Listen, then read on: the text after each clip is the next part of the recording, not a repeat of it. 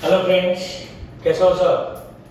फिर जना सर आ गया। आज हम पढ़ेंगे कैपेसिटर का। जैसे हम पहले से बोले थे, कैपेसिटर का दो वीडियो हमने बना ली। थ्योरी पार्ट का न्यूमेरिकल हमने नहीं किया है। आज कैपेसिटर का जो आखिरी वीडियो है थ्योरी का, आज हम कंप्लीट करेंगे। Right clear. आज हम क्या पढ़ने वाले, गेट रेडी। क्लियर। आज हम पढ़ेंगे distribution distribution distribution of charge and potential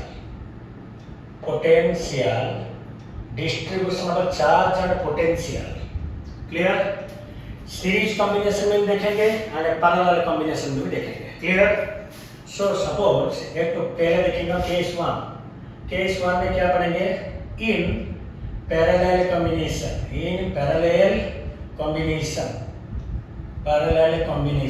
right clear. आई बात समझने। देखो, अगर तुम्हारा दो ठो कैपेसिटर दिया है बेटा,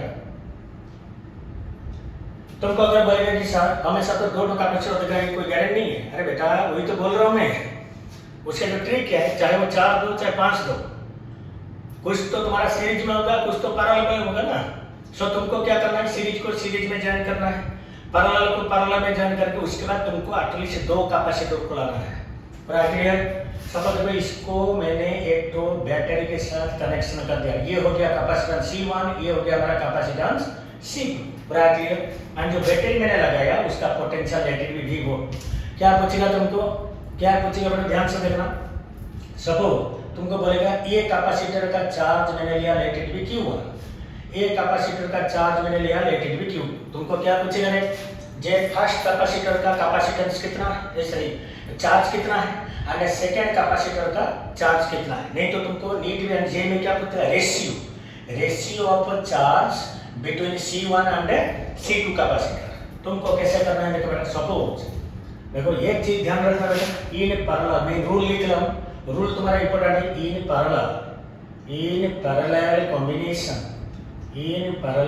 combination the cell potential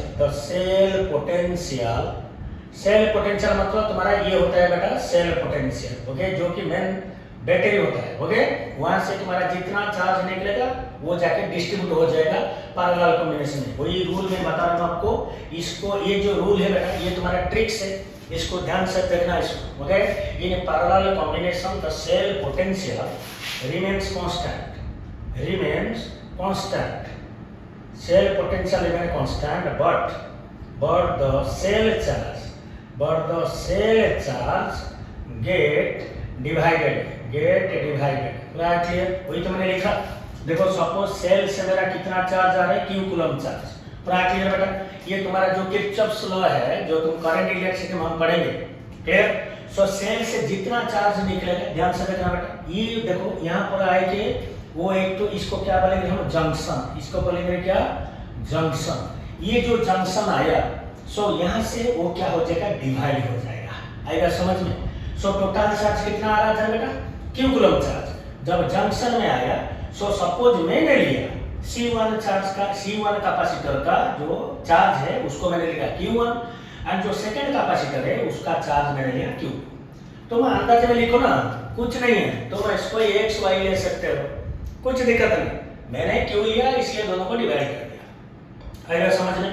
so जितना चार्ज तुम्हारा यहाँ से आए, देखो कोई भी, चाहे इधर में दो कैपेसिटर लिया, अगर तुमको 10 या n नंबर भी कैपेसिटर बेटा आपको देगा, सो ध्यान में रखना जितना भी कैपेसिटर लगे, लेकिन अगर पैरेलल कॉम्बिनेशन होगा, तुम्हारा सेल का पोटेंशियल जितना होगा बेटा, ईच कैपेसिटर का पोटेंशियल भी उतना ही होगा। लेकिन सेल से जितना चार्ज निकलेगा बेटा, वो जंक्शन में जाके क्या हो जाएगा, डिवाइड हो जाएगा। सो देखो तो टोटल चार्ज कितना आ रहा था, Q करो।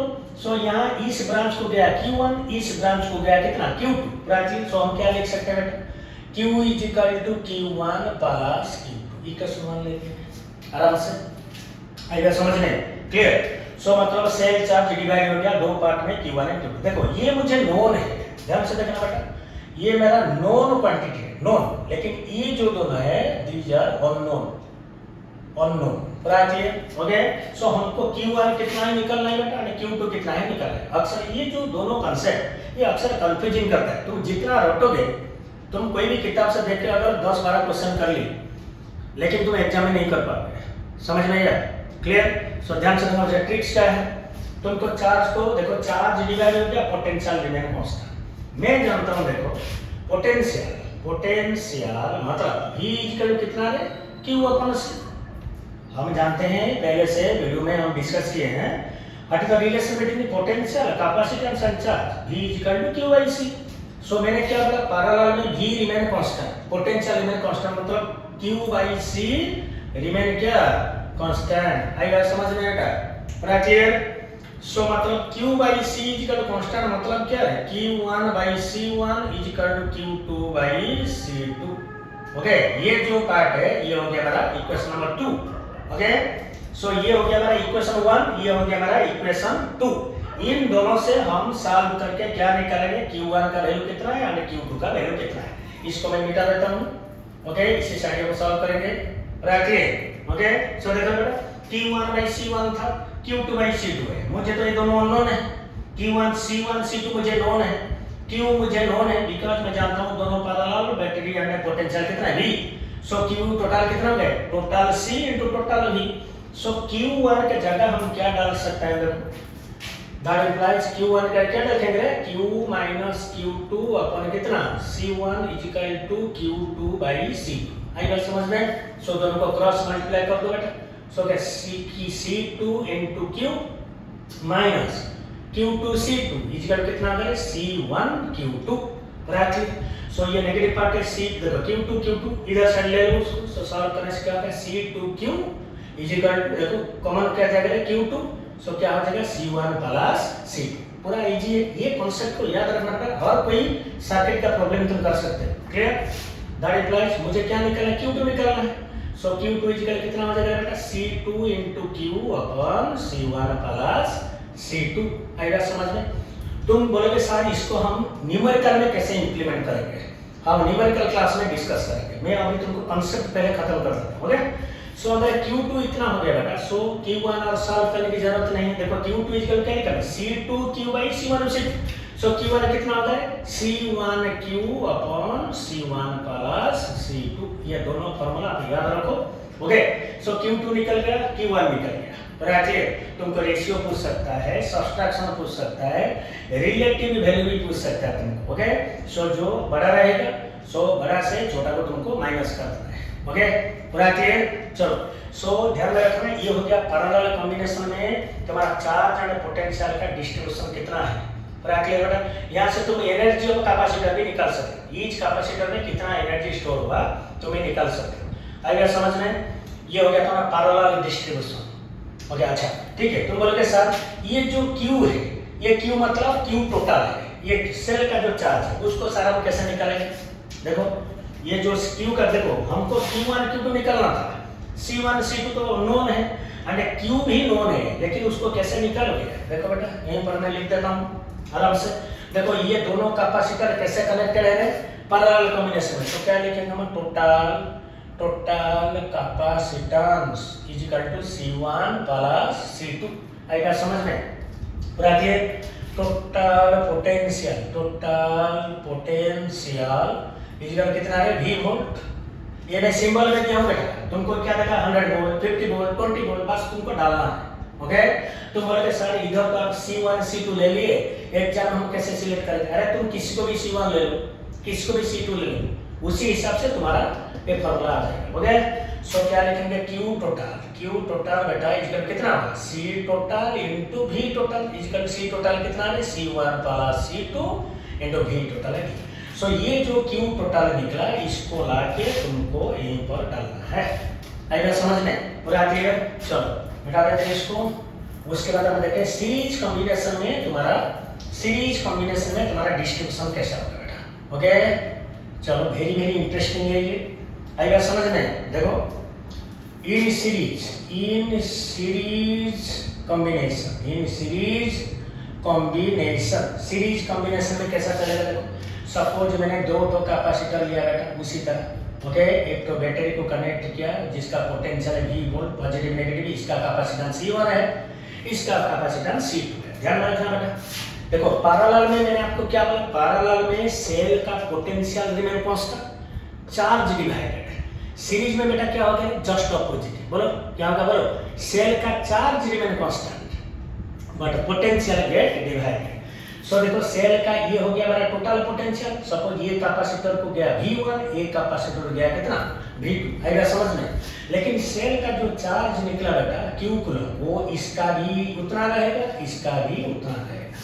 ओके, सो रूल लिख लेंगे, in series combination the cell charge, मतलब जो total charge, the cell charge remains, ये दोनों रूल को अच्छे से आपको याद रखना है। Cell charge remains constant, cell charge remains constant but the cell potential get divided, cell potential get divided. आएगा समझ में। ओके, सो जस्ट पैरेलल का बेटा ऑपोजिट होता है। ध्यान से सुनना, मैं स्लोली पढ़ा रहा हूँ, अच्छे से समझा रहा हूँ। ओके, बस आपको ध्यान से समझना है वीडियो को। जो वीडियो को वॉच करोगे उसको पॉज करके देख लो। ओके, सो देखो सीरीज में मेरा सेल चार्ज कांस्टेंट रहेगा, पोटेंशियल डिफरेंट हो गया। देखो टोटल पोटेंशियल कितना था V, सो उनमें से कुछ पार्ट गया था कैपेसिटर C1 को और कैपेसिटर C2 को। ओके, सो कितना लिखेंगे V1 प्लस V2। उधर हम क्या लिख रहे थे, Q इजिकल, पैरेलल में क्या था Q is equal Q1 plus Q2। So series में क्या चलेगा V is equal to V1 plus V2। इसको एक समझ। लेकिन तुम्हारा क्या कांस्टेंट है, सेल का चार्ज, मैंने इधर लिखा ना, cell charge remains constant. So मतलब सेल चार्ज मतलब Q इजिकल कितना CV is equal to constant. So CV is equal constant मतलब क्या है बेटा, C1 V1 is equal to C2 V2। ये हो गया हमारा इक्वेशन 12 से। और कोई जगह तुम इसी दोनों फॉर्मूला को यूज करो। पैरेलल में एक बताएगा, सीरीज में भी ऐसा, कोई भी न्यूमेरिकल आपका गलत नहीं जाएगा। ट्राई करके देख लो, it's a challenge. Okay, clear. So मतलब देखो ये मुझे नोन है, ये भी नोन है, ये भी नोन है, लेकिन अननोन क्या क्या है V1 और V2। सो हमको वही निकालना है, जैसे कि पैरेलल में Q1 Q2 निकाल रहे थे। सो सीरीज में क्या निकालना है, V1 V2 निकालना है। सो V1 की जगह हम क्या लगाएंगे, दैट इंप्लाई देखो C1 इनटू V1 की जगह क्या लिखेंगे V minus V2 is equal to C2 V2। That imply multiply करो C1 V minus C1 V2 is equal to C2 V2। So V2 गया, सो कॉमन चला जाएगा, उधर से ले लो। So C1 V is equal to V2 common, C1 plus कितना C2। So that implies V2 मेरा कितना आ जाएगा रे, C1 into V upon C1 plus C2। Okay बेटा, ये आ गया मेरा V2 मतलब सेकंड कैपेसिटर का जो तुम्हारा पोटेंशियल है। आएगा समझ में। देखो V2 निकालने के बाद ये तो तुमको नोन रहेगा, ये तो बैटरी का पोटेंशियल दे देगा आपको। सो V2 निकालने के बाद आप दोनों तरफ से कर सकते हैं, यहीं पे डायरेक्ट लिखोगे, नहीं तो तुमको V मालूम रहेगा, तुम V2 निकाल दिए। सो V1 कितना होगा V माइनस V2। सो V1 यहीं पर लिख दो, V1 करके देखो V2 जब है सो C1 V by C1 plus C। जब तुम बोलो V1 कितना होगा आराम से C2 into V divided by C1 plus C2। आएगा समझ में।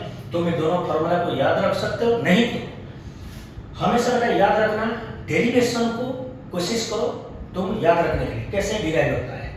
ओके, बिकॉज कभी कभी सर्किट ऐसे कॉम्प्लिकेटेड कर देगा जो जेई वाले हैं, JEE main and JEE advance में। सो उधर तुमको ट्रिक अप्लाई करना पड़ता है बेटा, लेकिन नीट में क्या डायरेक्ट क्वेश्चन भी कभी कभी दे देता है। क्लियर। ओके, सो V2 चला गया, V1 चला गया, आराम से। सो चार्ट तो निकल गया मैं। सो इधर तुमको क्या बचेगा, what is the ratio of potential between capacitor C1 and capacitor C2। आएगा समझ में। चलो ये हो गया हमारा distribution of charge and potential in parallel and series combination. Last concept जो है बेटा वो सबसे इंपॉर्टेंट है। देखो दो डायग्राम हम बनाएंगे। केस 1 में देखो यहीं पर लिखते हैं, केस 1 में लिखो इफेक्ट, क्या लिखेंगे, हेडिंग जो देंगे हम क्या लिखेंगे, देखो इफेक्ट ऑफ डाइइलेक्ट्रिक